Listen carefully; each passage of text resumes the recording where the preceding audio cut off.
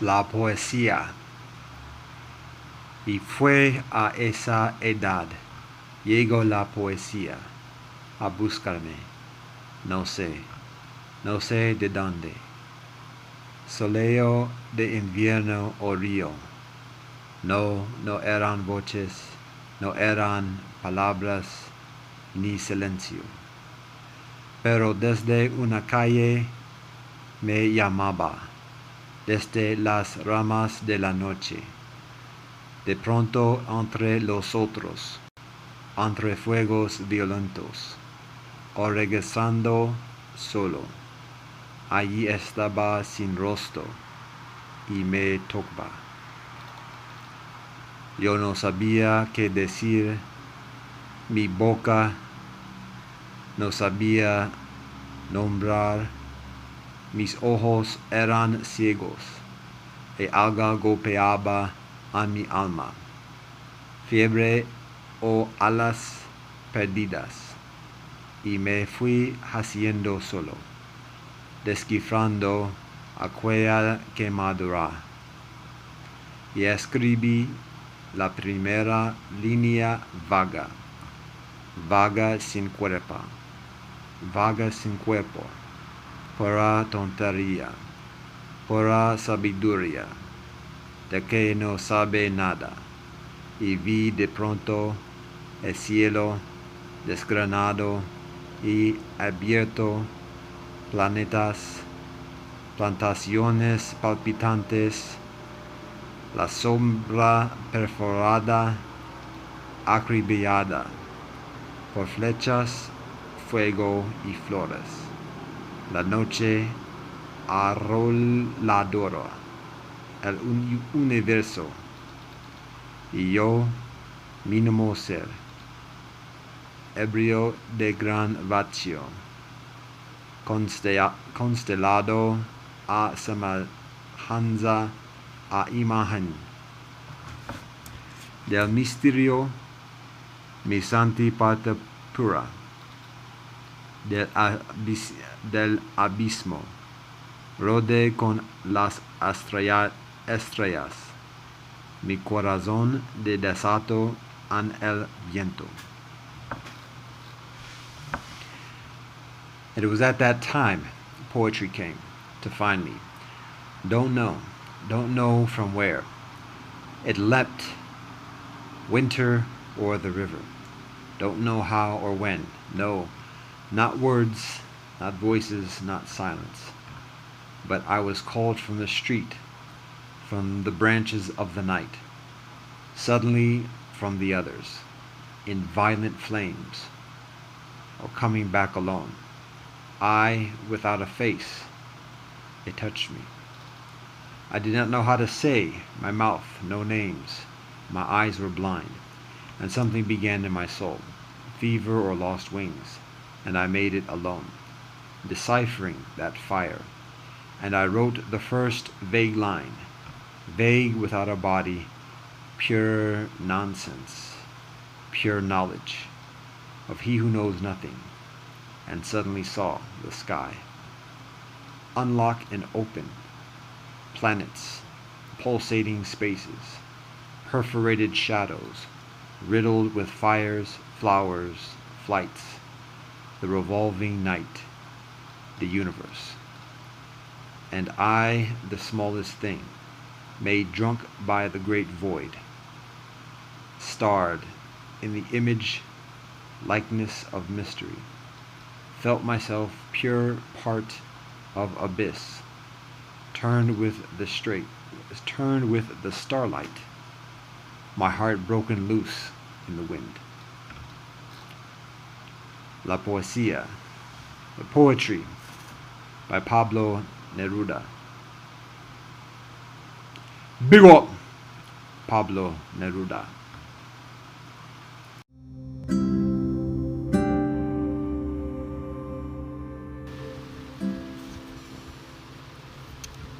Namaste, Assalamu alaikum, Shalom, Mir, Ni hao, Buenos dias, Buenos tardes, Hezeche, Akwaba, welcome in. What up, dope? This is Convo with Zuri G. I am Zuri G, aka Peter Johansson Osisi. and this is a podcast of something that sounds like podcast but means conversation, pontification, all the whatever. Here it is. The convo for today is with Brother Mark Johnson. And Brother Mark and I meet a number of years ago. Actually, we meet on Facebook. Being involved, we're both mixed. And so we were active on a number of Facebook group pages a number of years ago. And he happens to also reside at that moment in Northeast Ohio, or at least nearby in the vicinity. So we actually have yet to catch up in person, but since our interaction on Facebook, we connect over the phone. We do calls, video calls and stuff like that through the years. He moves to the land of the Tongva in SoCal, and he's settling in that vicinity, and has his girlfriend Ellie, and moves out there a few years ago. Actually, wow, I'm getting on to the business at the moment.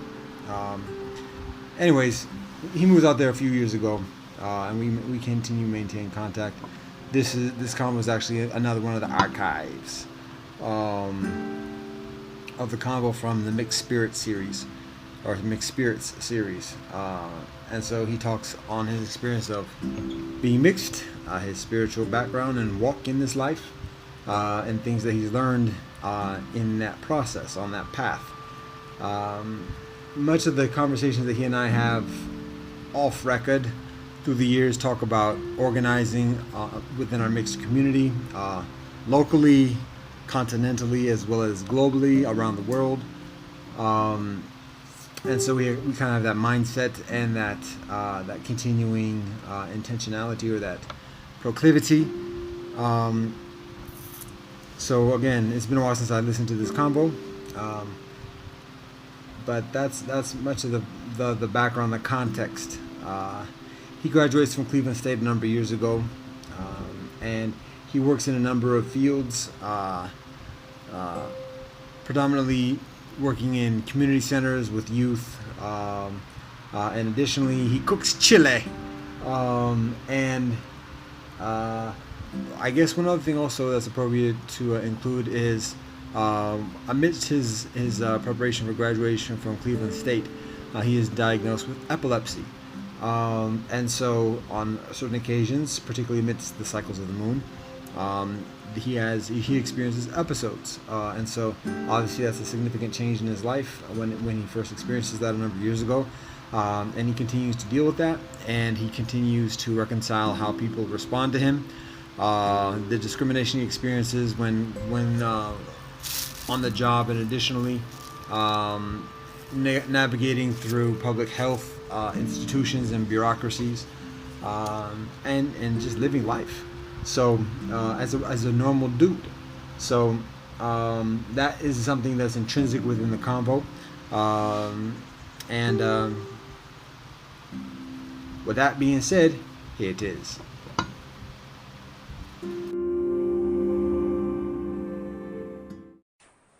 Hey, what's up, Mark?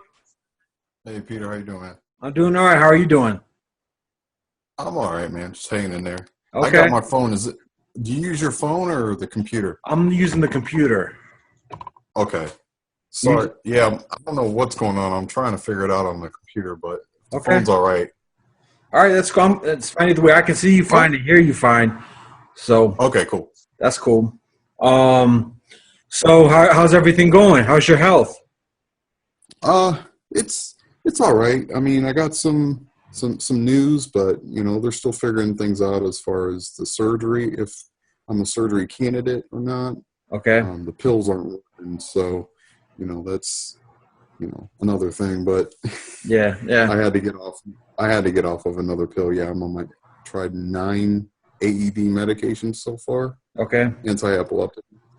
So my body just doesn't like them. And that's actually one thing I wanted to talk to you about too. I've been asking the doctors, Uh-huh. because I'm having so many issues with pills and things like that. Okay. If me being if being biracial or something has something to do with it, like why, our genetic makeups and all that stuff. So Interesting. and Savji, I know less about that. I'm other than a medical professional. yeah, I am aware there's a group based in California that does the mixed marrow donors program. Are you aware of? Are you familiar with that program? no. So basically, it's a program. It's an organization that advocates for mixed ethnicity people to register as a mixed marrow donor. Okay. Because like you were asking about the issue with epilepsy or the responsiveness to the medication, it's found that with certain kinds of with bone what would it be called, bone cancer or cancer of that nature, that mixed people require certain donors that are compatible, and that there's difficulty finding people that have that specific match. So there's an interest in additional people signing up to facilitate that, compared to monoethnic people that have increasingly similar genetic structure, presumably. So that's one medical issue that I'm aware of with mixed people. Other than that, I'm unfamiliar with anything else. So that might be something to look into, and I can give you I can give you the name of the organization, or you can Google it, and they might know professionals, medical professionals that are increasingly familiar with the unique medical needs of mixed people. So that might be a resource to check into. Oh yeah, most definitely. Okay. I signed up actually at the clinic to do some genealogy type things. Okay. Testing, because this runs on my dad's side of the family. Okay. Which is very, very mixed up. This is my dad was the one that was African American, but his mom, my grandmother, her dad was a Pennsylvania Quaker. Okay. And he was part Amish and half black. Wow. Back in way back. Yeah. Yeah. So, because there was a lot of my grandmother's siblings that were light, like me. Okay. But my grandmother was darker complected, but had straight hair. Okay. And then my grandfather, and he was from South Carolina, Lawrence, South Carolina. Okay. There in the Red Clay. Okay. He migrated up to work in Lorraine at the steel mills. So yeah. Most of my family's up in this area in Lorraine. I know when you and I talked, I think I was just getting out of the hospital. Yeah. On the phone, but so I just moved back up here not too long ago, because I was down in Newark, Ohio. You familiar with that? It's further south. Yeah, it's kind of by Columbus. Granville. Okay. You heard of Denison University? Oh yeah. I've been there before. Yeah. Okay. Yeah. What's his name? Ted Danson. that's the alumnus I know from Denison University. Oh yeah. The dude from Office Space, and I think. Oh yeah. Steve Carell. Yeah, and then the woman that's married to Tom Cruise, I think she went there too. I want to say who that is. I can't remember her name. Okay. Yeah. Cool. Yeah, it's a nice school. That was actually, I went on a university tour. Wow, back way when I was in high school, and the first school we stopped at was Denison, and we spent the night there. So that was my first experience of a college party. So it's kind of cool. But yeah, so that stands out in my memory. So yeah, that's cool. So cool. Go ahead. No, I said I was reading your the thing that you had written. Yeah. The not guidelines, but the compact. Yeah, that was pretty good, man. Okay, thanks. Yeah, that was really. I think there's a lot of interest. It's just a matter of like getting people together, and when people get interested in like the idea of something and the mission of it, then it becomes, okay, how are we going to form an organization, and how we're going to make decisions, and who's going to have the power to make decisions and things like that. So my experience is very much on like egalitarianism and consensus building rather than majority voting or having a CEO or something like that. It's all very horizontal cooperation. So I just share that framework to facilitate the communication and the building for the organization. So I'm just trying to move forward with it. Yeah. Well, you were familiar with Sabji, right, Fernandez, from Together We Stand? Yeah. Right. She's trying to spread this whole thing too across the board, and do like meeting groups. Because I was going to tell you, I was a part before I moved back up here, this thing called the Freedom School of Licking County. Okay. It's put on by two retired professors that worked at NYU. I don't know why they decided to retire in Newark, Ohio, of all places. But the people of color down there is like 0.3%. Sure.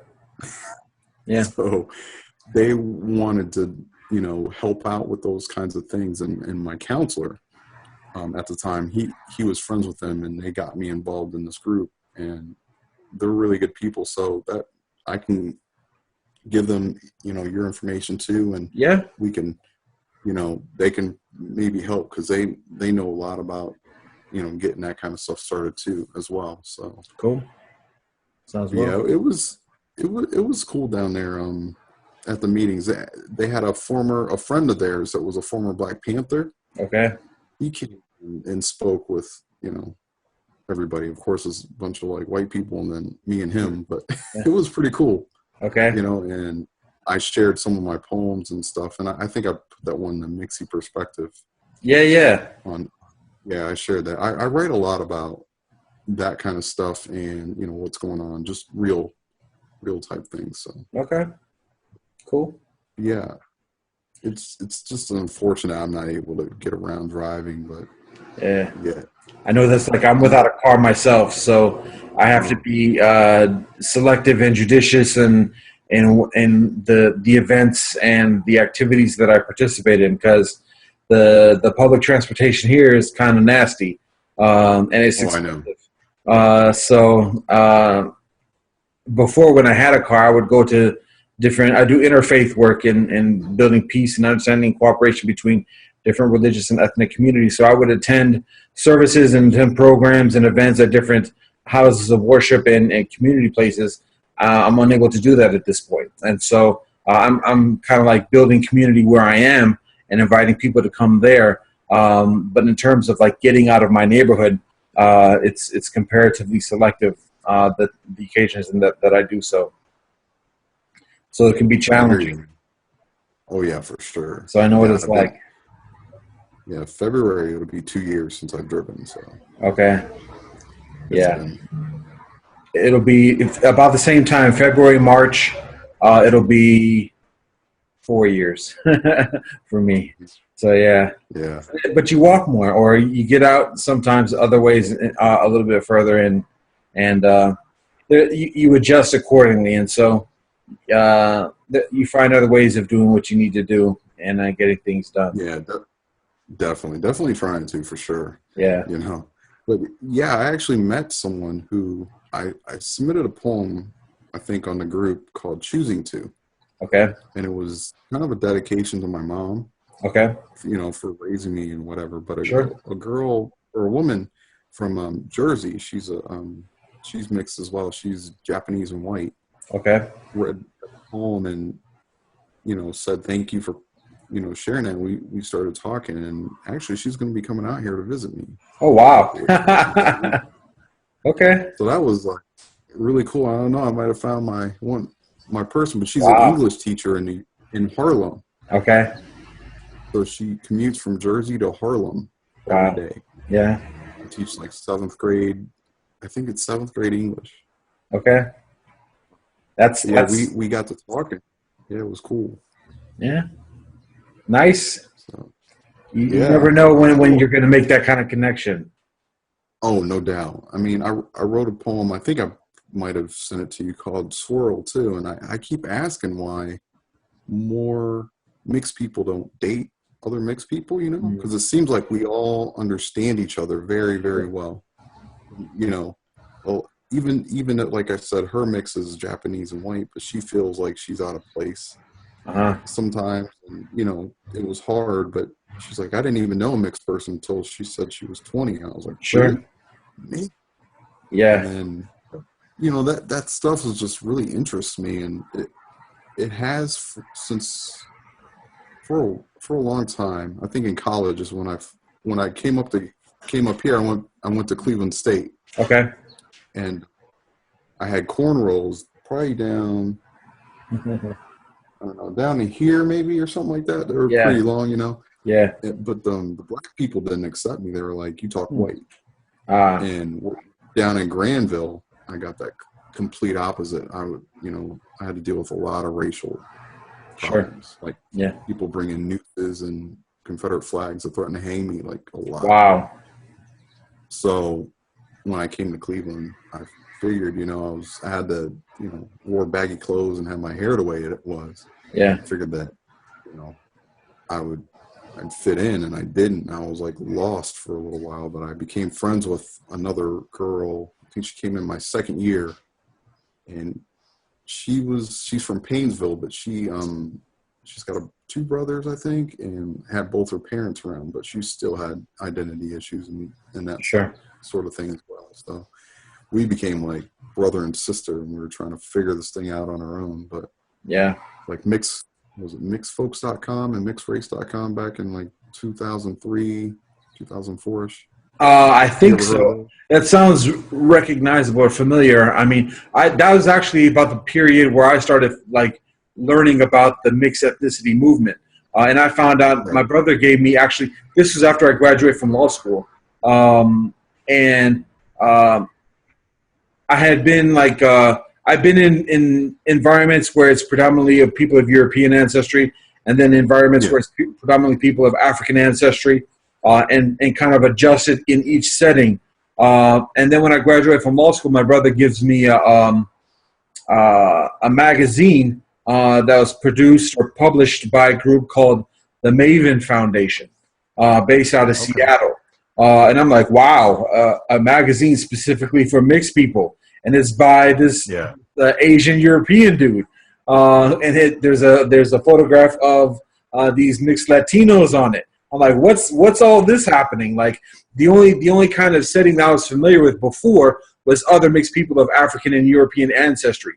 And usually it was kind of like we would see each other, know each other, and we kind of have like a bond with each other, but we didn't talk about being mixed specifically because it was always in a larger context of being in some other kind of group. So it was always kind of like that unspoken connection. But here's this magazine out of Seattle, and I have family from Seattle, so I'm very familiar with the scene there. And this mixed Asian European young man talking about not just being mixed European and Asian, but just the whole experience of being mixed, and that being like a collective, a community in and of itself, an identity. I'm like, wow, that's awesome. So I got all the issues of the back issues and everything, and read it from front to cover.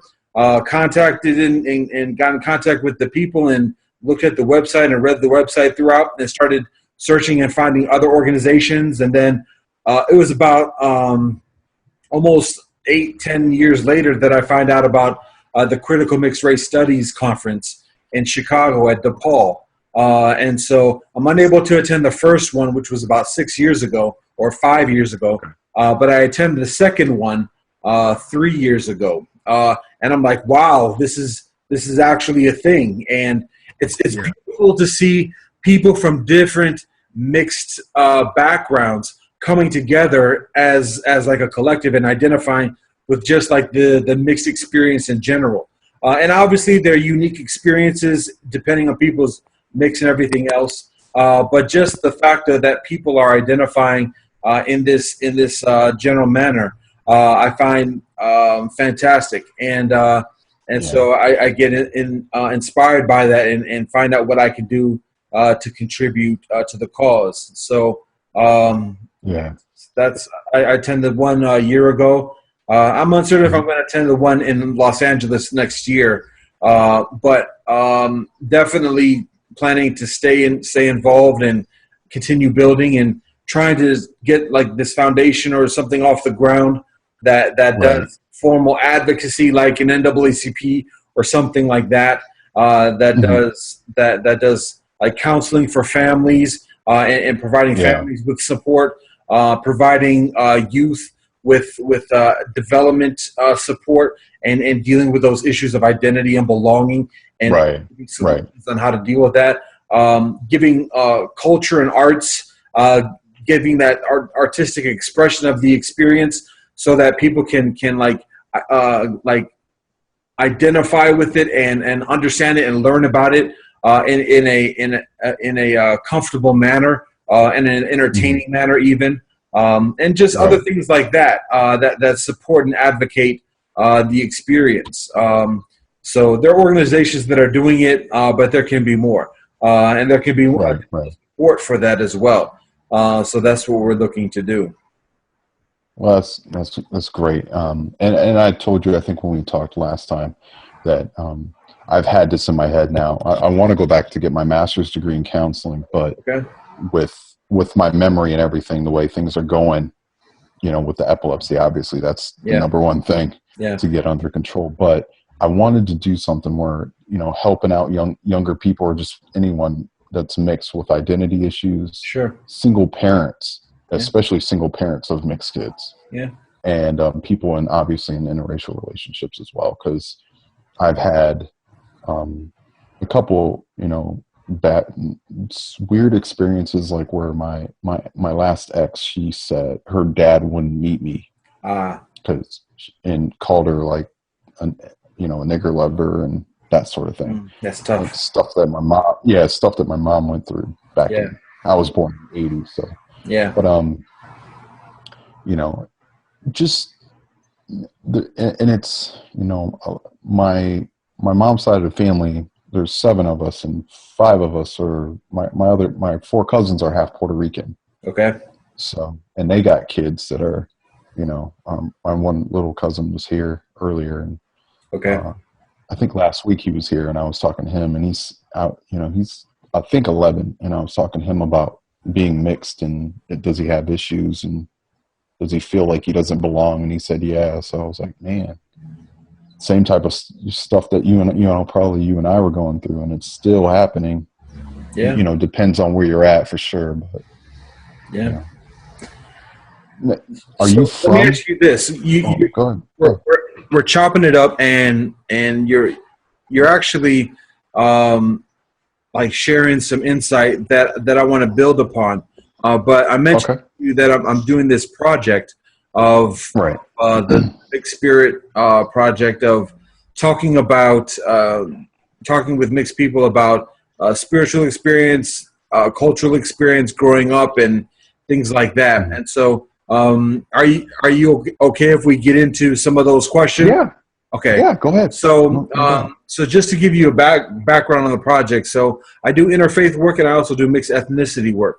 The thing I find in doing interfaith work, which is dealing with different religions, is that the participants and particularly the leaders tend to want to put people in boxes, saying, "Oh, this is a Christian, or that's a Muslim, or that's a Hindu," and still, I mean, respect and loving each other, but still having that identity of a distinct box, knowing how to engage with that person in that community. And so there's there tends to be an aversion towards blurring those lines and saying, "Oh, that's a person who's a Muslim, but also practices Hinduism, or is a Jew who's learning Buddhism," or something like that. There tends to be a shying away or a discouraging of that. So the notion of being mixed ethnicity kind of challenges that practice, because being mixed kind of blends the line divides together. So that's one thing I find in interfaith movement. Then in the mixed ethnicity movement, we talk about identity and belonging and community and the blending of those lines and experience in those confluences. But at the same time, there's kind of like an aversion and avoidance of talking about religion and spirituality, and Okay. talk about identity and belonging. We tend to abstain from talking about religious identity and spirituality and how that informs Right. our experience as individuals, as ethnic, cultural, traditional individuals as well. And so Okay. this project is kind of like merging those two realms together and Okay. building, introducing a dialogue to talk about ethnicity and spirituality for Right. people, for Okay. all people, but particularly for mixed people and young mixed people who are looking for solutions in Yeah. reconciling the challenges that come with being mixed. Right. So that's the basic gist of it. I've got Okay. five questions. Um, Okay. and so if you're ready, we could just dive into it. Sure. All right, cool. Yeah, no problem. Go ahead. So my experience is that it's beneficial for me to kind of just stick with the script. If you say something, I might like give you another question to build off of it. If you Okay. just move on to the next question, that's cool, and we can do so and just move from there. Is that all right? Yeah, sure. All right, cool. No problem, man. No problem. So the first question it might be the toughest question. It's a question that a lot of mixed people have a problem with, particularly because people have certain agendas or intentions with asking it. I asked this in just a way of building familiarity and a foundation of conversation. Sure. But this is it. Right. So the question in two Okay. parts. What is the ethnic background and the spiritual background of your father? And what is the ethnic background and the spiritual background of your mother? You mentioned a little bit before already, but if you just go into that and maybe Yeah, no problem. No problem. So from what I know, my dad, his mom was my grandmother's dad was Okay. Pennsylvania Quaker. right. And I'm like, I didn't know this until she was dying, but I'm like, the Quaker Oats guy? You know, that's what I had in my head. Yeah. And she was like, yeah, he was Amish and black. And Okay. my grandfather, again, moved up here from South Carolina. So I'm sure, you know, his family lineage was definitely had a lot to do with slavery Sure. big time back down there. So I know that I have a lot of American Indian Okay. on my dad's side of on my black side of the family. Uh-huh. And my mom is they found out English and French Okay. is her background, I think, and also some American Indian as well. Oh, wow. Okay. And the second part of the question. The spiritual background. You mentioned Quaker The on your spiritual, father's okay. side, but what about your No, side? Well, spiritually on my dad's side, they're pretty much Christian. They're not Quakers. Again, that was my great grandfather. Right. He moved here, but Yeah. they're very Christian oriented. Okay. My mom's side, not really too much into religion. Okay. You know, they don't really go to church much. I'm one that doesn't really go to church much either. Okay. I believe in spirituality. I definitely believe that there's a God. I just don't, you know, like you were talking about the separatism of, you know, all this stuff. I just believe that there's one universal type God. And so that's kind of what I believe. I just think that, you know, it's a part of separating. I'm a big part of or believer in what Tupac had to say about that. Okay. What's that? There's a video I just watched the other day, but he thinks that, you know, again, religion is a way to, you know, keep us separate and keep boxes, like you were saying. Okay. Keep us all in boxes. So, and that, you know, there is a God, but you know, people go off everything of the Bible, and he's like, if that was the case, I think God would have sent a revised copy by now. You know, that kind of thing. Okay. And I kind of take that, you know, and run with that as well. Like, I don't care if you're Muslim or Christian or whatever. As long as you're good people, you know, let's, you know, talk. And if you have issues or whatever, or get these people together and like hash them out. Like, why are we fighting? I mean, so much, or why it's been going on since the beginning of time, these fights and that sort of thing. So I just believe that we're all human and we're here, and we should treat each other as that, and learn from each other, respect each other, and try and grow as much as we can. Keep passing it on. That's the way I feel about it. All right. I know that's an elongated answer. That's fantastic, and you're actually answering some of the future questions, or the questions down. So okay. That's cool, though.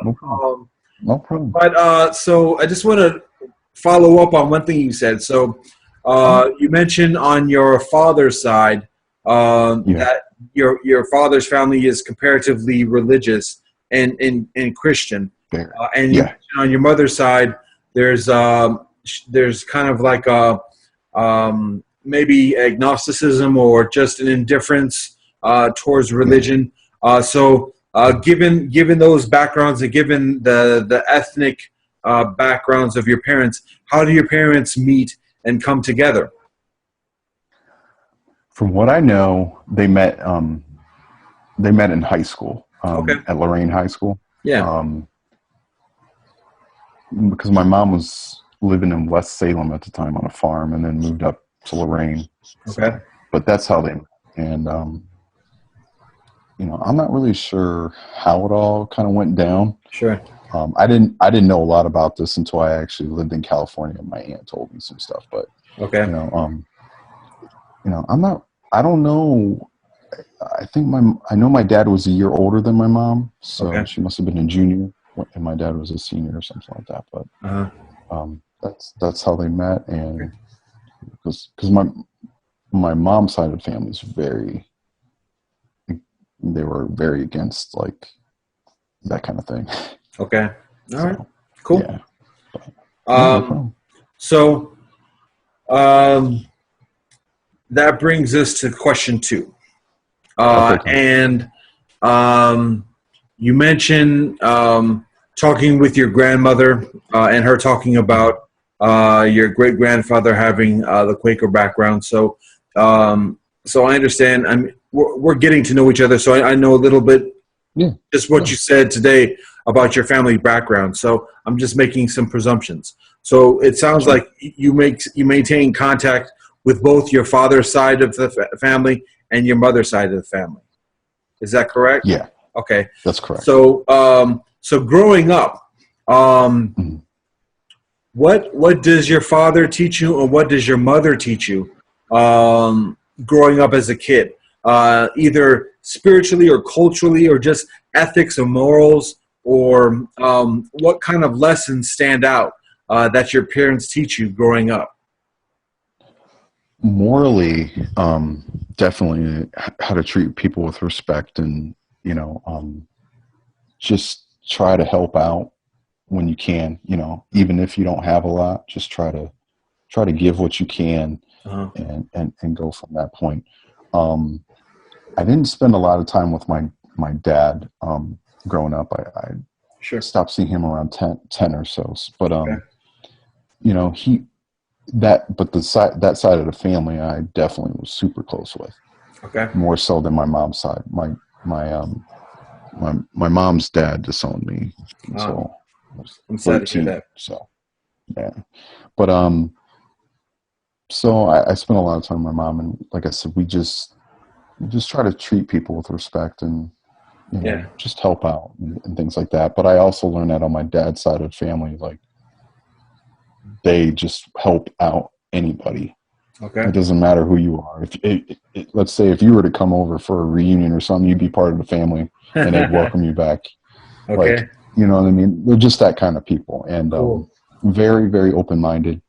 And it's just don't look down on people. Just try to build people up, so to speak, and do what you can to help them.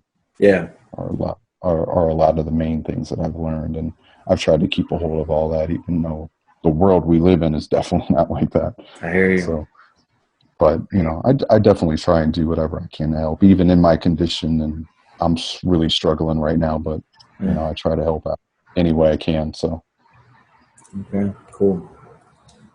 So I hear you talk about respect. I hear you talk about compassion and relationship and love and appreciation and being generous and sharing that compassion with others.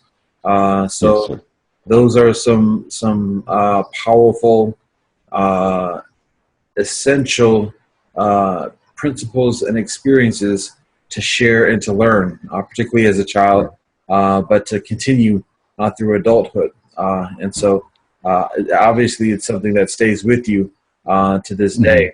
So I appreciate that. Oh, yeah.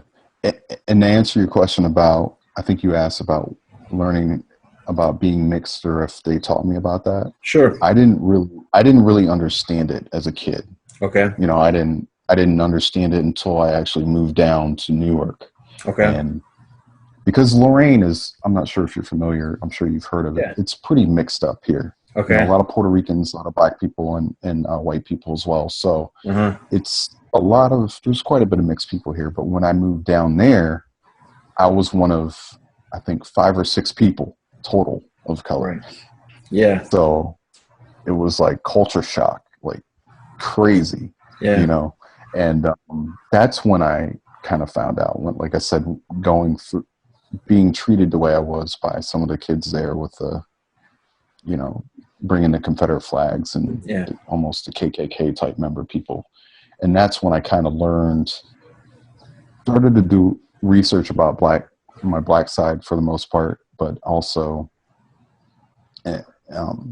in college, learning about how to become comfortable with myself. And then when I moved out to California the year after college, because Southern California, I lived in San Diego. So that's the place I became comfortable being actually biracial. Okay. Let me pause you there. Because you're getting to question number 4. Oh, okay, my bad. So that's cool. I'm gonna forward to question number 3. All right. So question okay, number 3 is what are the challenges that you experience as a child and a youth? You just mentioned dealing with the Confederate flag and the KKK as a youth.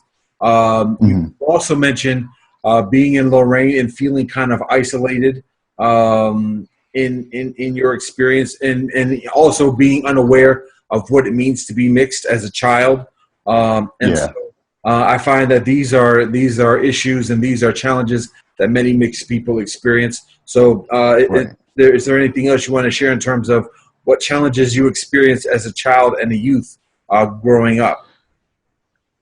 Yeah, I mean, like I said, Lorain, I didn't feel isolated, really. I didn't know about color, though, because we were just so young, and everybody just seemed like we were all brown, so to speak, or just didn't matter.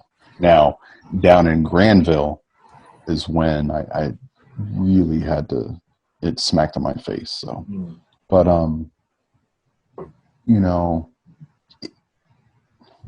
it was tough to get that all of a sudden. But it was also hard because when you're going through that kind of stuff, you start asking questions and looking for help, so to speak. And I don't think my mom kind of knew how to help me.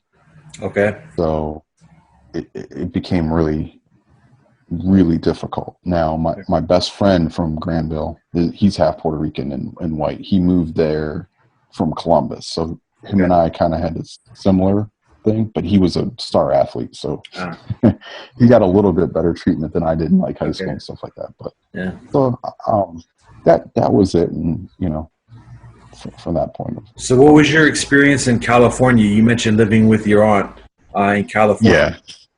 So, what was California experience like? California was wonderful. Honestly, that was the dumbest thing I ever did do was move back. Because again, especially SoCal. I know NorCal, they're a little different, but Southern California, it was like the furthest thing from anybody's mind. It was the first place I didn't hear the N-word for like 4 years. Okay. And people just didn't care. And, Yeah. you know, that was the first place I became comfortable with my identity. Okay. Like, look, I'm black, white, and got some Native American in me as well. And I can be that and be comfortable with that and not have to choose a side, so to speak. Yeah.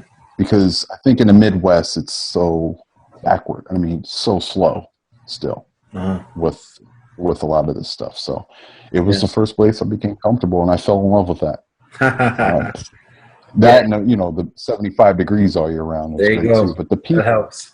Yeah, the people were just super, super cool. So I do this this project with a number of friends already, and one of our friends is Kalina, who is a graduating senior at Northwestern, but she's from SoCal. She's there at this moment, getting ready actually to move to NorCal. But she talks about growing up, how she has the environment that she lives in is just very multicultural, and she grows up with people from different backgrounds. She herself is Jewish, European, and Chinese, and she is involved in each of those communities. But she also builds friendships with people from Brazil and Europe and other places as well. So yeah, I mean, that's California is kind of like if you look at the statistics, that's where the majority of mixed people are. And that's for sure. A lot of and even just beyond the mixed population, if you look at the monoethnic populations, Latinos, Asians are a large percentage, maybe 20 something or something up there. 30 maybe. Right. So right there, that's about 50-60% of the population. Then you have Africans, Europeans, and Middle Easterners and everything else. So it's kind of like a melange of just the different communities. So obviously there's still challenges, but when you talk about Ohio, the diversity, people say we've got white people, we got black people. That's diversity. And I'm like, yo, there's other colors in the rainbow. Right. I know, right? So for sure. Kind of like we got a ways to go to get that dialogue and that experience increasingly pluralistic and representative of all the cultures and all the traditions of humanity. So yeah. And unfortunately, like in places down like Newark where I was living at, there's a lot of like the KKK type people flying their Confederate flags on their trucks and stuff like that. There's a ton of that down there. I mean, I know it's a little bit up here, you know, the separatism and that sort of thing, but down the further south you get in Ohio, man, it's like we're living down in like somewhere in eastern Kentucky or like Tennessee or somewhere. Tennessee, yeah. And it's people don't really realize that, because I don't know if you know, but in Columbus there's a big Somalian population there as well. Now I don't know if you knew that, but I generally they've there's a ton of that of them there, and you know, so it's just very a lot of tension, it seems like. But interesting. Yeah, for sure. It's I mean, I live in the Coventry area, Cleveland Heights. And Cleveland Heights is known in our Cuyahoga area as being an increasingly diverse community. And again, diverse meaning people of European ancestry and people of African ancestry. There's, I mean, I live near Case, so there's a large Asian population that goes to Case. There's a modest number of Latinos that live in this vicinity. There's a modest number of Middle Easterners as well. But in the Coventry neighborhood specifically, it's kind of a place that's known for being open and accepting of different cultures. What I find is interesting, though, is that people can spend a lifetime living just on the east side or living just on the west side and just connecting with family and friends in that area. And think, that's what this whole area is. But when you get outside that beltway and you get outside of the suburbs and you get into the rural area, it's a whole different story. And then you get situations like that. I attended a marriage, a wedding of some friends of mine a few months ago in near Youngstown, and it was just a small town community. And the thing is, these people, and I don't mean to say like these people, but you go to a community like that, and when you get to know the people are actually nice and very.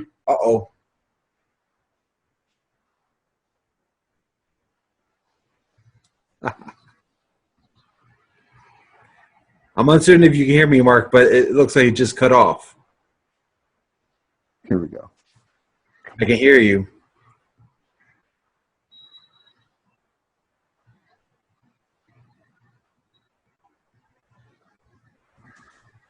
All right, can you hear me? I can hear you, yeah. Okay. Your phone's all right? Yeah, where the heck did it go? The camera, I think, cut off. Okay. For some odd reason. Hold on. Yeah. Huh. Do you know? Wait a minute. Here we go. I see you. There we go. My bad. There we go. Up and running. Must have fun up. My bad. I hit the wrong button. That's cool. So I was just saying, like, you go to small town cities outside or small town communities outside of the urban and suburban area where they're increasingly homogenous. It's increasingly intolerant of people who are different or look different. But the thing is, get to know the people. And if you're in a situation where the people have to spend time with you and you get into a conversation and you talk about, you might talk about the weather, you might talk about sports for a little while, but then you start talking about actual life and things like that. People are very loyal. People are very strong in terms of principles and hospitality and things like that. When you get that comfort, then people start sharing that with you. But you have to kind of get through that barrier of being perceived as other, the foreigner. Once you get accepted or perceived as part of the community, then it's I'll do whatever I need, whatever I can for you. So it's tough to get beyond that barrier. And so I was having this conversation with a reverend who attended the wedding at the reception. He and I were talking, and he was sending himself. He asked me what I did, and I said I do interfaith work. And he says, he says something about seeing those coexist stickers that have like the different religious symbols on it, or peace stickers that have different religious symbols on it. I used to have one on my car. And he said, if you have one of those in this area, you might get a window smashed in or something like that. So that's only like 30 minutes away from where I live. And I said, well, I'm in my area. There are a lot of those stickers around. So it's interesting to know that there can be that big of a difference in such a small, an immediate vicinity of each other, and how those communities kind of stay to themselves or in an isolated manner. So there's a lot of kumbaya and a lot of bridge building that we have left to do. So, for sure. But so I hear what you're saying with the challenges and when I go to California, and I know when I meet with friends from California, it's a little bit of a different experience. So let me get into the fourth question. All right. So the fourth question is, given the challenges that you experience, you talk about isolation, belonging, intolerance, and animosity, being disowned from family members. Some very tough challenges. As you progress, what are some of the solutions that you find? As you get into adulthood, as you mature, you mentioned learning about ethnicity and race, and also about being mixed, being in California, being in a community with people who are also different or of different colors. What are some of the solutions that you find as an adult that to answer those challenges that you experience? Again, I think it's just a matter of, talking to people and getting to know them and breaking down the barriers. I was I was in counseling last year. Okay. And my counselor was I'd say in his maybe mid 60s. I'm just making a guess, but he's got 2 grandkids that are biracial. And before I moved up here, he was like, "Hey, I want you to, come over to my house and meet my grandkid." Yeah. And talk to him about what it's like being mixed, because he wanted to know. Sure. And his grandson is 25 or 26 now, and I'm about to be 36. Okay. So it was a 10-year difference. But when I went over there and met him, it was like I've known him since he was born. Yeah. Because we just had that understanding of what it's like to be a person of color, especially in that town. Yeah. And it was great. And my counselor loved it, because he didn't understand what it's like, but he was open-minded enough to want to know that, and that's the hard part, I think, trying to get some people to know, because I still have family members that are like, won't listen to how we as mixed people, have to go about life, so to speak. Sure. And it's very, very difficult sometimes. I mean, even my mom, her and I just don't get along because of that sometimes. And it's like, you gotta be able to listen to what I'm trying to tell you, that, things are going to be different for me than you. They shouldn't be, but they are. Yeah. And I think it's just a matter of, like I said, the communicating, just trying to be as upfront and honest as you can. Yeah. And, just be, but as far as solutions, again, I think it's all about communication and being open-minded. Yeah. Because, you have to be. Yeah. I think that's extremely valuable, and I appreciate you saying that. And as you mentioned, talking with your counselor's grandson and connecting immediately, it makes me think about, again, that intrinsic connection that mixed people have. And oftentimes, particularly when we're not in California, we progress through life with like an interior dialogue where we experience these challenges, but we don't have anybody to talk about it with. Even our brother and sister, I have a younger brother and a younger sister. We abstain from talking about these issues of identity and being mixed and everything else, because we're all going through it, and we all have that same deficiency is a strong word, but we all have that lack of tools to address these issues. So we're unaware of how to articulate it. So we just have this interior dialogue within ourselves, and we're trying to we think to ourselves, how do I approach this? And we don't have the words, we don't have the history, we don't have the wherewithal, the leaders or the examples to deal with that. We might see a mixed person here, a mixed person there, but very infrequently are those mixed people talking about being mixed. We just say, oh yeah, that's okay. What is that person doing? And so there's a lot of unspoken learning going on in interior dialogue. So when you talk about actually having that conversation explicitly and articulating it, it's like, wow, I've been asking myself those questions for so many years, and here's this other person who's doing the same thing. Wow. Yeah. So it's like all those, you just meet each other for a few minutes, but you have that years of connection, because you've both been having that dialogue within ourselves for so long. That is just like, and you just kind of connect on that level. So that's what I experience when I see that Maven Foundation magazine and reading the articles and just listening and reading what the people are talking about experience. And particularly, like I said, it was just fantastic. Here's a person who's mixed Asian and Latino who has a different cultural background, speaks a different language than I do, but is talking about the same issues. and Exactly. in the same experience, even though it's in a different tangible Context, yeah. context.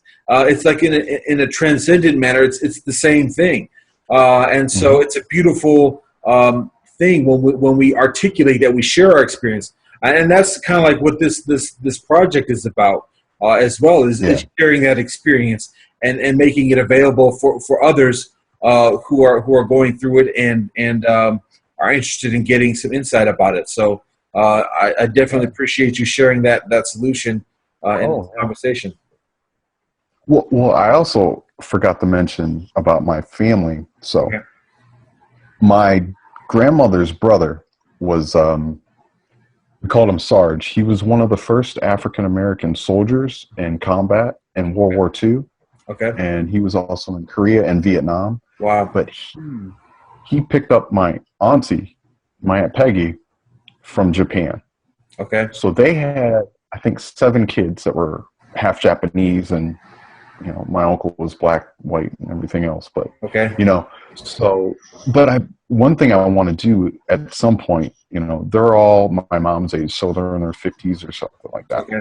I would love to talk to them about what it was like, being a lot older than I am, obviously. Yeah. And experiencing those things, especially back then. But I don't know, because they're kids I'm friends with, but most of them are well, my one cousin, his mom was white as well, so he's Japanese, black, and white. Okay. So, again, my black side family's got everything. That sounds like a very interesting story that your family has. Yeah. It reminds me of pretty cool. There's a documentary, an autobiographical documentary that a friend of mine, a friend in the mixed ethnicity community, puts out a couple years ago. His name is Jeff Chiba Stearns, and the documentary is called One Big Hapa Family. Have you seen that before or heard about it? No, I don't. Check it out. Is it online or on? It's on Vimeo. You might have to pay like $2 or $3 if you want to rent it for a day. Okay. He had it available for free a couple months ago as a promotion. But I think it's available on Vimeo, you can Google it. One Big Hapa, HAPA family. Jeff Chiba Stearns. There we go. And check it out. But so his family, his background is Japanese and European, but a lot of his cousins are mixed with African and other ethnicities as well. So when you talk about your family's experience on your dad's side of being mixed with, I think you mentioned Puerto Rican before, and then also Japanese and European and everything else, it just reminds me of that. So it sounds like there's a lot of dynamics going on there. Yeah, for sure. I'll definitely look that up. I'm really interested in this stuff. It's just sometimes it's like, where do you look? Sometimes it's kind of hard to figure some of it out. Like now they're having the mixed festivals. Have you heard of that? I forget. There's Mixed Remix in Los Angeles. Yeah, with Heidi Durrell. That's it. Yeah, that's it. Yeah, I've heard of that, and I'm like, man. But again, I wish they would have something like that in the Midwest for or like in Chicago or something. Like there was the critical mixed race studies. Yeah, I mentioned to you before. That was in Chicago for a few years. The next one is planning to be in Los Angeles. The next one after that is planning to be on the East Coast, and then after that, it's planning to come back to Chicago. There's a group called Mixed Roots, based out of Michigan. That does some stuff. There's a fair amount of stuff online, but a lot of it's in Cali or New York, something like that. So it's kind of like Jeff is based out of Vancouver, British Columbia in Canada, and there was a Palooza event there a couple months ago. But again, that's on the other side of the continent. So when friends. Oh, there's another thing called Loving Day that's based out in New York, but it invites show to. So, are you familiar with Loving Day at all? Okay. No. So basically, back in about 50 years ago, an interracial couple in Virginia gets married. The man is of Yeah. European ancestry, the woman is of African ancestry, and she's mixed native and additionally. But so the two Yeah. get married, live in Virginia, and then the sheriff knocks in the door in the middle of the night and arrests the couple for being married. And there were anti-miscegenation laws. Basically, it was against the law for interracial Yeah. people to marry. So then, Right. basically, long story short, the couple challenges the law. It becomes a U.S. Supreme Court case, and those laws that outlaw mixed marriages get annihilated or alleviated, so that it's legal Okay. for interracial couples to marry. So this organization, Okay. years later, about Mhm. maybe 5-10 years ago, this organization, Ken Tanabe is his name, a friend based in New York. He starts this organization called Loving Day, which celebrates that decision and celebrates mixed unions. And so every year in June, the organization promotes people around the earth even to celebrate mixed marriages and mixed unions. And so I actually put together a very modest gathering or rendition of it here in the Cuyahoga area. But people all over the country hold Loving Day events, and there's like film festivals or cookouts or Mhm. parties or whatever else to celebrate mixed marriages and mixed unions. So that's something maybe we can plan for June, do something here locally. Yeah, that'd be cool. for But sure. yes, so there's stuff going on, and it's an additional amount of stuff. But yeah, there's stuff happening. So and in that we're all communicating. We're all sharing our story. Right. So Oh yeah, for sure. For so, sure. yeah. So cool. All right, let's get to the fifth and final question. Fifth. All right. All right. So the fifth question is, given your background, given the experience of Mhm. your family and you growing up, given the challenges that you experience, given the solutions that you find, and teachings that you're provided, what is the message that you have to share with the universe from your experience? What is your message to the universe? My message to the universe is that basically we are all human beings, and we definitely, if we want to keep not succeeding, but if we want to succeed and build upon that, we need to start loving one another, learning about each other, Sure. and growing with each other. It's not about, it should not have ever been about race and religion and stuff like that. We're all here together. So let's, get those things out of us that are separating us, and just learn about each other and be able to hang out and talk.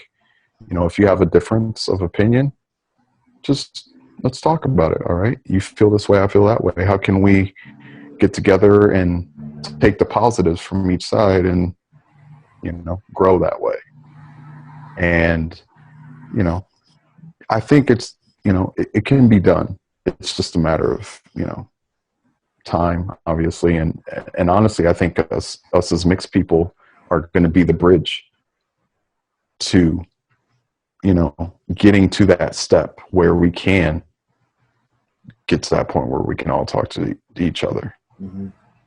I really honestly believe that in my heart, that mixed people are going to be a big proponent of that. Because by 2050 over half the population in the United States is going to be biracial, biracial, triracial, whatever. So, we are coming, we're here, and I think we as mixed people represent that to, so to speak, people that aren't supposed to be together can come together, have a product, which is, a mixed child or whatever, and live and be happy. And I don't know. I just think that, you know, it'll happen. It's going to take a lot of time, but people like you, me, and a lot of us that are trying to get this, you know, we have these thoughts in our head. It's just like, okay, how can we formulate a plan? And you definitely got a plan going.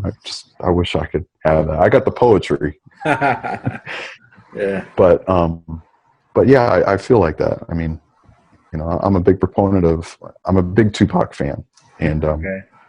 he helped me out a lot. No, down at that school, listening to that stuff really helped me. But he says, you know, I guarantee you, he's like, I might not be the person that's going to make the change, but I'll spark the brain that will. And if we all have that mindset and keep going with it, it's going to keep building. You know what I mean? And I think that definitely helps out a lot. Awesome. Yeah. Thanks, Mark. I appreciate that. Oh, no problem, man. No problem at all. No problem at all. And like I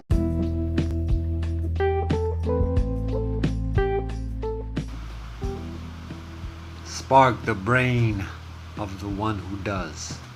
Indeed. So, again, I appreciate that combo. It's been, like I said, a number of years since I listened to that. Some fascinating things about that. Some of the things we covered, just some of the conditions during that, the circumstances surrounding that convo, over half a decade ago. But what I'll say first is that I recognize, or I observed, this might be my ego or whatever, but it seemed like I was increasingly comfortable in that convo, like increasingly at ease in my articulation. I listened to some of the things I was saying, particularly at the beginning, and even just describing the project. I do that in each of these joints, but it just seemed increasingly like resonant when I said it today. Now, let me tell it, but this is what I'm getting at with that point, is this. I attribute that to how relaxed and congenial Brother Mark is, and just being a positive, empathic, relaxed, calm, tranquil brother, and I think that helps me to like communicate as I do. So I appreciate that. I also appreciate the topics that we cover, and like I said, it's interesting to see. I mentioned before that Mark and Ellie being together at this point, moving into I'm gonna have to be careful about all personal business and everything, but both are living in the land of Tonga at this point.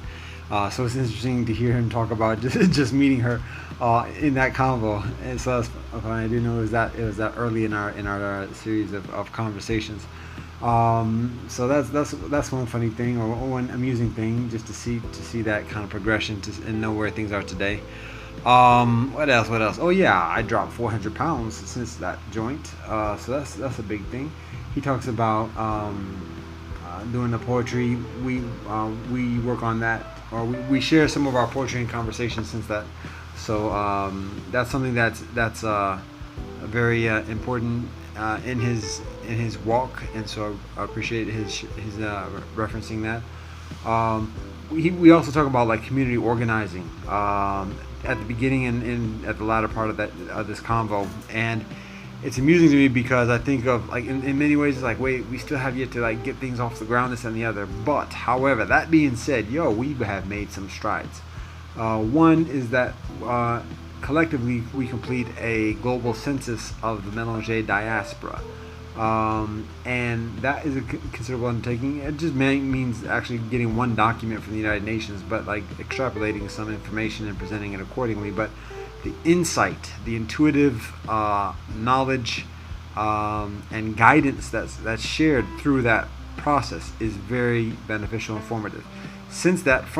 With that, we establish a constitution of Global Mélanger that basically brings together excerpts from different teachings of different traditions and cultures around the earth in a certain logical, intentional sequence to communicate the nature of the political solidarity amongst Melange brethren.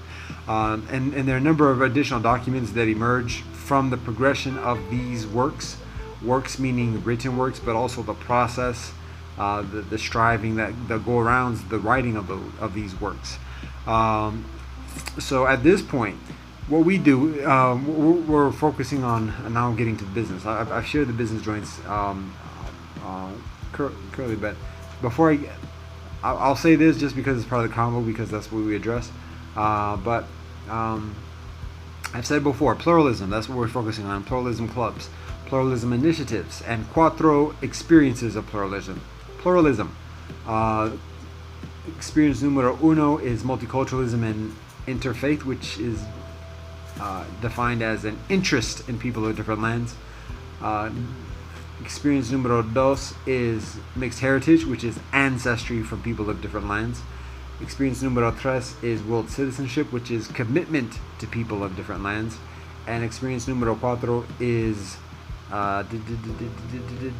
wealth ethos, which is discipline with people of different lands. So in these pluralism clubs, what we are doing is inviting people to join on whatever the nature of their interest is, whether it's just a matter of like a casual one, sounds a little bit salacious, but just a brief interest in just learning about people from different cultures, being multiculturalism or interfaith. All right, cool, join up, holla.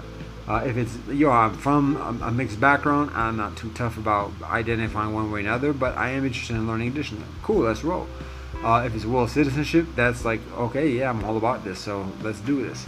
And then wealth ethos is a matter of like, I found a way that it's shared amongst many different peoples, and there are certain things that are helpful in organizing and being supportive of that way. Let's roll. So amidst each of those experiences of pluralism, we invite people to join together and talk with each other, because in my experience, well, I'm getting a little bit into the spiel, but in my experience, like cats who are tough, like deep, hardcore, entrenched within interfaith, are rather oblivious to people who are mixed ethnicity. Same thing, mixed ethnicity may be oblivious to ethical societies. And world citizenship may be very political, philosophical, and actually not have very little experience directly talking, interacting, working, building, arguing, reconciling with people of different cultures. So each of these experiences has tremendous benefits, has tremendous treasures to share and to gain from cooperating with each other. So anyways, that's the pluralism, that's where we are, and that's the methodology of organizing. The idea is with pluralism clubs, it's a discussion group primarily, meeting regularly for those who are interested in doing that, and then there being the propensity for special interest groups, and that's a little bit of a chargeable term, so I should be further mindful of the term I utilize. But people forming initiatives, projects, how about that, projects, organic projects, like having a combo and be like, we should do that. Oh yeah, it's cool, let's roll. We're doing a lot of rolling today. Or it can be an intentional project, like, we've been trying to do this for a while. Anybody interested in helping us out, we would appreciate that, like cooperatives additionally.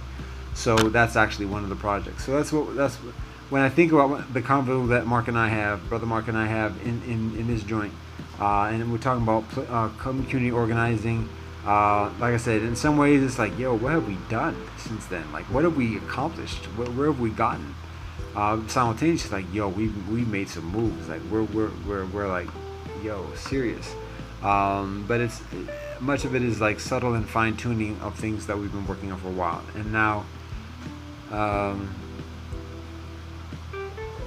it continues to build. So anyways, I appreciate hearing that insight, hearing that perspective from half a decade ago, and recognizing the things that we have done in the past half a decade to today, to continue forwarding, building the experience of community amongst our Melange brethren. And that's one of the things also I appreciate about Mark, again, being positive, being affirmational, and being genuinely interested and motivated to like talk about being mixed and to organize, because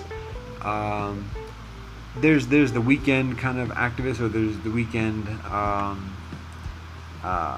organizer, community leader, or whatever. Um, and that's a beautiful thing. It's a beneficial thing. It's a necessary thing. Uh, yeah, when it comes to community, we also need the cats who are doing it day in, day out, and who are willing to talk about it, invest in it, be about it on a day in, day out basis. So um, through the years, Mark and I have had numerous conversations, and even if we haven't been talking with each other for a number of months, we might give a call and then just talk for like 2-3 hours, and talk about our personal lives, but also talk about community and like what things we're working on, asking questions, and additionally. And he mentions some of the interest he has in terms of providing service to others within the community, and one of the things that's one of the things that we continually talk about is social service, and that's actually one of the things that we work with around the pluralism clubs, which is one of the projects is like establishing a social service agency that specifically caters as a referral network for mixed families, mixed youth, and additionally the specific issues. Because I've in my experience, I've interacted with a number of professionals in the mental health industry, counselors, psychiatrists, psychologists, not probably predominantly voluntarily, but it's very surprising, to say the least, how uninformed, untrained, unaware even these skilled professionals are when it comes to issues dealing with being mixed, that are extremely relevant, prominent, predominant, and additionally. So for psychiatrists, psychologists, trained professionals to be unequipped to even address that, even like not even just like receive it and like know how to respond to it, but like recognize like what the troubles are, what the challenges are, what the questions are to ask. That has a lot of improvement to be done. So the consideration is a social agency emerging as one of the organic or intentional projects amidst this pluralism club, to attend to the immediate direct needs and even urgencies that our Mélanger diaspora experiences. So we continue to work on these things. It helps to have numbers, it helps to have organizations, it helps to have discipline, it helps to have commitment, and so meanwhile we do what we can, we roll how we can. But I appreciate Brother Mark mentioning that in this conversation, and it kind of gives additional encouragement and energy and enthusiasm for further building and continuing to build. So we talked about the car situation and vehicle transportation. Again, I remember that being again half a decade ago. It was only a few years since before I had or after I had given my car away, and I talked about the challenges. It's a beautiful thing at this point. I walk, I get exercise, I meet the brethren who live in my village, who live in villages near my or next to my village, and build relationships, strengthen relationships, trust, respect, rapport, just by walking and seeing each other day in, day out, week in, week out, knowing each other's schedules in certain ways, and chopping it up. So it's a beautiful thing, that experience of family, that experience of village, and amidst this pandemic of a pandemic, the only thing we have to be pandemic about is pandemic itself. How about that?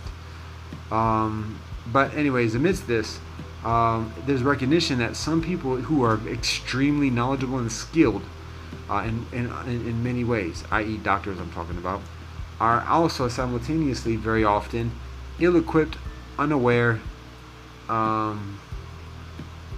ignorant of basic experiences of Earth, particularly amongst human beings, like touch, contact, interaction, discussion, relationship. Rather than two isolated individuals interacting, it's recognizing the intrinsic symbiotic nature between people, and the healing that is facilitated through that interaction, through that mindfulness, through that humility, through that modesty. So hugs, physical gestures of nudges and things like that that are not sexual in intentionality, but in doing such that are actually healing, sharing the electricity between people. And that's not sexual innuendo or whatever. It's just recognizing, and that's the challenge, because in this society everything has that tendency of being reduced to some sexual innuendo, and that corrupts and deteriorates trust and healing within touch itself. One of the strongest, most powerful methodologies of healing that humanity experiences, the laying of hands. So what I'm going about for that, talking about social services and something else, but anyways, oh yeah, guess what, it's late. Oh, and that reminds me, I guess I've covered much of what I think I was sharing with the convo with Brother Mark today. And I'm actually reminded, I should give him a call if I had a phone. If I had a phone, I would phone in the morning. Anyway, that's a song. It's a reference. Anyways, I am reminded of that. It's been a while since Mark and I talked, so that's something I consider at this point. We'll see where things proceed.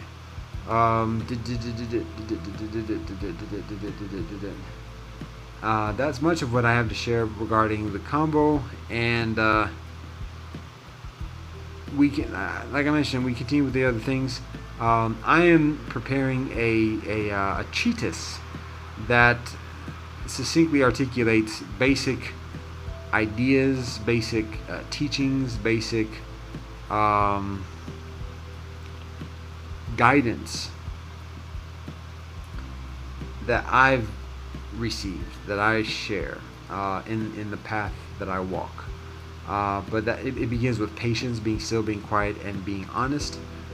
It continues with maintaining, being aware, at least the benefits of ethical discipline, honesty, sobriety, veganism, marital fidelity, and ethical economics. It continues through an awareness of one's daily, weekly, bi-weekly, monthly, and yearly, bi-weekly, monthly, yearly, and bi-decade behavior and discipline. And it continues with knowledge of self. We talk about this a little bit in the convo today between myself and Brother Mark. Knowledge of self, discipline of self, and love of self. Knowledge of self being wisdom of our songs, of our stories, and our rituals. Discipline of self is our righteousness, our ethical discipline, our ethical righteousness. And then love of self is what we experience when we proficiently fulfill our walk within our knowledge of self and within our discipline of self. And that's the happiness, that's the peace, that's the tranquility that we all search for. So that's like the succinct kind of our treatise that I'm preparing, that I've actually already put together, but it's just a matter of putting it on paper. I'm sharing that. Train of concentration is extremely challenging at the moment, so I should get ready to wrap this up. Wow, I've been talking for almost 20 minutes now. Whoa. Wow. Alright. So,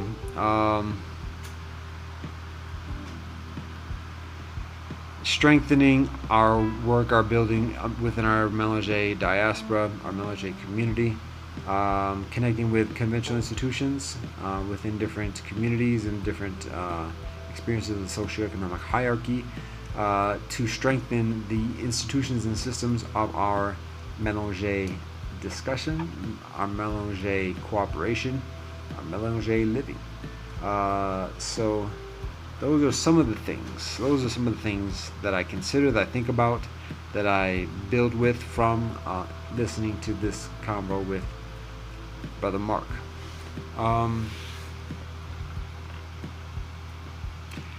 There are numerous other things to address, but for the moment, that's what seems prominent. That's what seems like priority.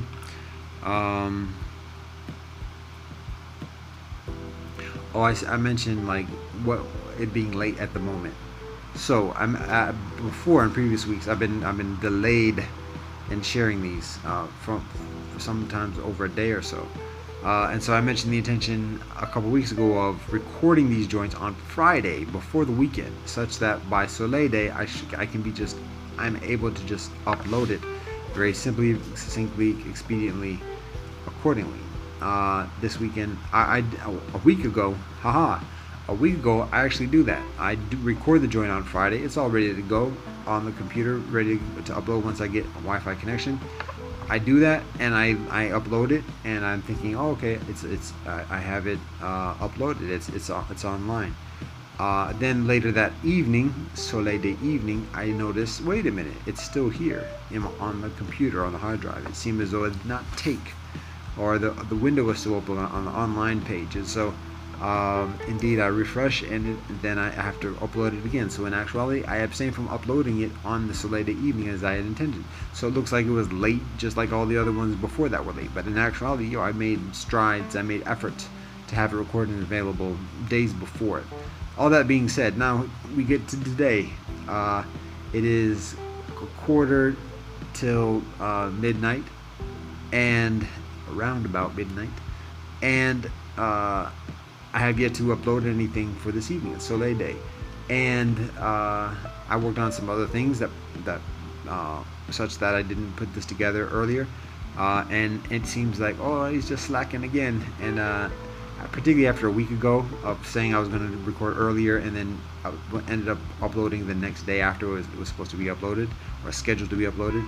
And now today again, it's a few hours after the uploading schedule. So anyways, I just communicate what the conditions are. Ain't no excuses, and actually ain't necessity for excuses. I'm providing an explanation. You can take it or leave it, with all due love, respect, and peace to you and to me.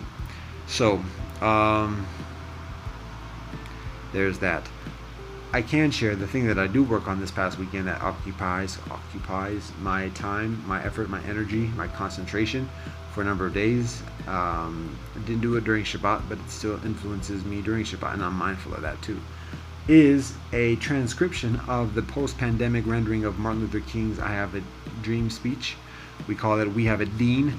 So I actually wrote it out because I ain't got no printer at the moment. And I wrote it out, and then I posted it on our village at the moment, earlier today. So it takes me hours. That's the other thing. That's why I'm so tired. I didn't sleep too much last night.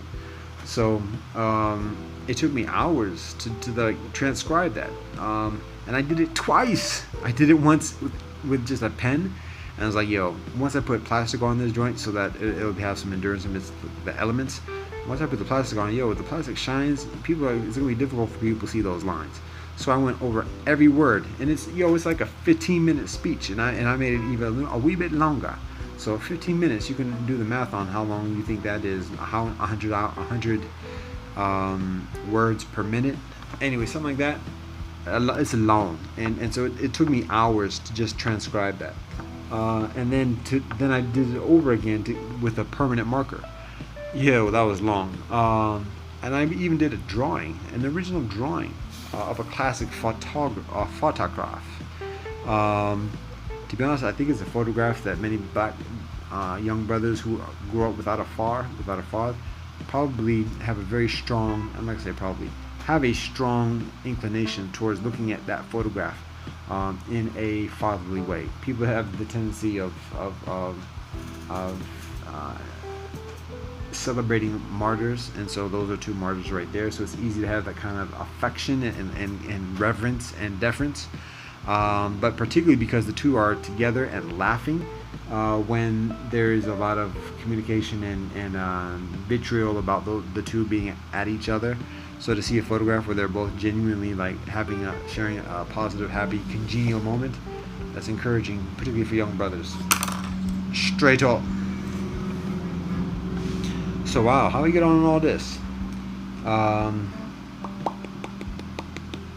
It's late, and I'm gonna stop saying that because I'm gonna wrap this up.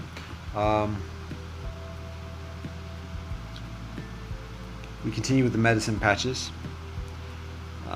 We continue with the membership, 1% of monthly income. We continue with the methodology of 1% of weekly income for trades, and additionally,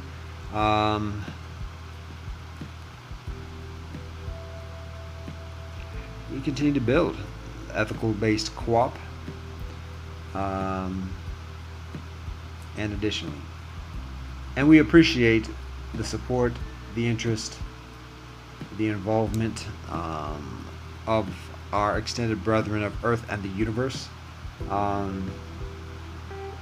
in our endeavor here. And I'm going to conclude it with that. Namaste, assalamu alaikum, shalom, mir, zaijian, adios, te chakaris, asabina asamubu, kila ufred, one love and peace, happiness and liberation.